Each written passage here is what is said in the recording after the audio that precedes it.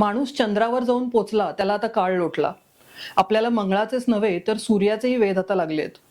America, चीन, Japan एवढंच नव्हे तर भारतानेही सूर्याच्या अभ्यासासाठी मोहिमा काढल्यात.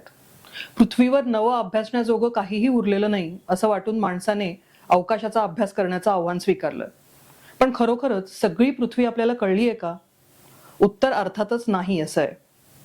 पृथ्वीच्या पृष्ठभागावरचा 70% भाग व्यापणाऱ्या समुद्राचं उदाहरण घ्या. समुद्राचा अभ्यास करणाऱ्या शास्त्रज्ञांना समुद्राचा जेमतेम 20%च भाग कळलाय असं मानलं जातं. पृथ्वीवरच्या सर्वोच्च एव्हरेस्ट शिखरावर दरवर्षी शेकडो माणसं चढतात.